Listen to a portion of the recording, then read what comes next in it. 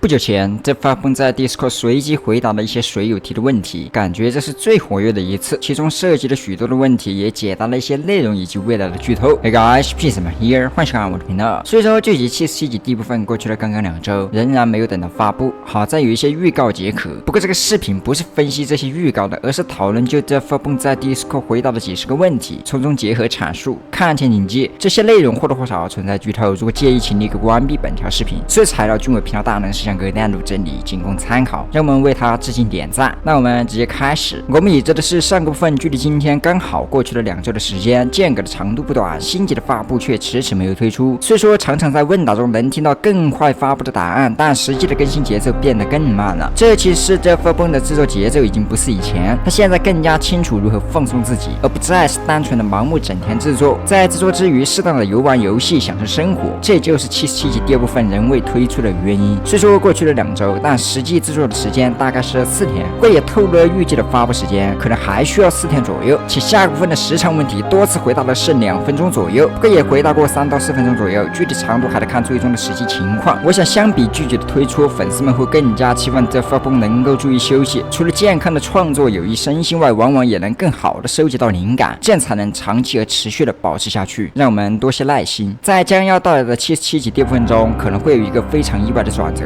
可能是预告中的一指双泰坦监控图，这是一个大家没有正确理解但又完全理解了的角色。这个我们届时在预告视频中说。下个问题，天文母舰 G-Turret 泰坦电视它的影响，他们会在77集第3部分中出现。相较其他剧集而言，77集整个剧集都很重要，尤其是第3部分或第3、第42部分。第3部分将会有多个尖端单位的出场，也明确了泰坦们会回归，也能看到 G-Turret 的升级，这无疑是疯了，期待感了吗？希望是草图里的人形记。这集作为25季的最后一集，联盟与天文的大战将要拉开帷幕。显然这整整的一季大部分内容都在展示联盟与赤种的磨合阶段，还没有真正的开始与天文方大战。我想这些可能会留在下一季，我们届时再看。前面提到的天文母舰，其拥有巨大的体型外，还有着众多天文单位护航，让许多人误以为他是天文方的首领，但他不是，这点得到了这发布的明确否定。其次是问到了天文母舰是否可以被消灭，答案是可以的，任何事物都是可以被打败的。他的头盔有着若干钢条，在此次问答中表示，天文单位头盔上的钢条有着不同的数量，数量越多意味着等级越高，往往也间接的代表着实力，算是证实了这个理论。再配上他的体型，那无疑是强大的。所有泰坦的身高都超过了70米，且后续可能会公布身高图，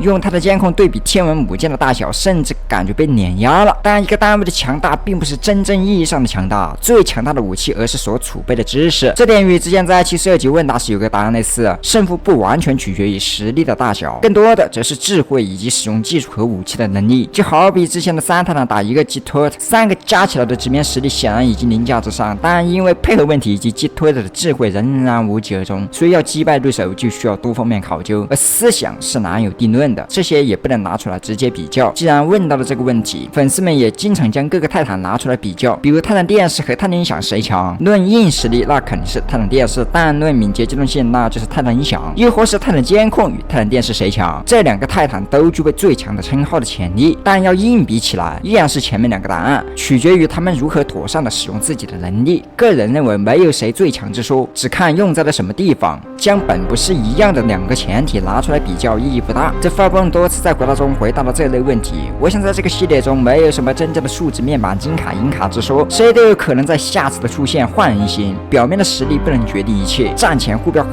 话已经是老生常谈，更多的则是计划和计谋的比拼，这使得后续的剧情扑朔迷离，难以揣测，更有追下去的动力，而不是看了1集就可以知道接下来将要发生什么。接着就是天文女公爵，她上次因计划暂且离开了这座城市，在后续的剧情中，她随时可能会在后面剧中很快出现，往往提到很快的字眼，临近的1集极大可能会出现，再不济就是次集。无论是之前说的机甲博士还是综艺等，都间接的印证了这一点。不过我想这需要看这发布的剧情安排，第3部分可能会有着一堆的重磅单位亮相，那么天文女公爵可能也涵盖其中。除此之外，女音响也会在77集或未来的3集中出现，特种飞碟也会很快再度露面，这些是前菜，在后续的剧集中仍然会有新角色。80集可能会看到一个新的亦或是返场的强力角色， 81集将会有重大的秘密揭晓，那就是此前我们在74集中看到的一个虚影。在双人电视穿门而过时，隐约看到前方有个类似电脑或电视头的单位，但在后面的剧中似乎没再暗示了，转而换成了椅子。兴许二者间真有关联，也说不定。电脑头和电脑椅嘛。关于这点，水友问到 Developer 能否提供系列中最重要的角色信息，答案是椅子。我们现在已经在74集后接连看到了椅子，对其也有若干的理论和猜想，但目前仍然还没有正确答案。假设之前暗示的单位和椅子有所关联，那届时可能会同时在81集全部揭晓。现阶段可能依然是椅子的怪异举动时间，当然，如果不是新类型单位的话，也不排除这是个抽象回答的可能。这些是临近剧集的一些内容，还有一些之前以及未来的。该系列可能会有100集乃至更多，制作的时长周期不同，实际情况随时可能因为某种原因而产生变动。如果按照目前的节奏更新，系列可能在2025年电影发布之后还会持续更新，也就意味着完结的日期还很遥远。短时间内大家不用担心完结了。许多人好奇该系列剧集是不是从电神登场才开始算正片的，因为此前基本都是速版短片，往往被当作是一个鬼畜搞笑的作品，但实际上从第1集开始都属于系列的正片，只是在39集这个重大改变到了前的内容，剧情更简单更容易被理解，随着蜕变成了宽屏，表现的内容逐渐丰富，所呈现或是讲述的故事也变得更加复杂。更显著的就是各种隐藏在角落的神秘人，他的亮相首先一度让人以为是类似电神那样新的种族要来了，不过从某种意义来讲确实是新种族。其他的人类73集正式登场，但显然不是那么简单的，身边拥有一堆的超能力，言语间便能决定联盟成员的生死。在未来他还会采取更多的行动，之前他就给粉秋哥安排了某种计划，迄今为止仍没有明朗。在上集基版新增片段中，粉秋哥养好伤之后就被逮捕了，这其实也是计划的一部分，因为这是秘密情节的缘故，可能他的下次出现还会在秘密情节，难道也要等到81集来透露，或是平板到娃？说的平板，之前女监控通过平板回忆的一些以前人类的情节，但展示的仅是一个小情节。该系列阵营不单单只有监控人，还有其他不同种类的阵营，后续我们还有机会通过其他阵营在身为人类时的回忆。那么其他例如音响电视阵营也可能与监控一样，通过某种方法有了类似人的智能生命，但假设是这样，监控人可以获取画面给拍者展示，电神则可以投屏到屏幕展示，那音响人咋办呢？这很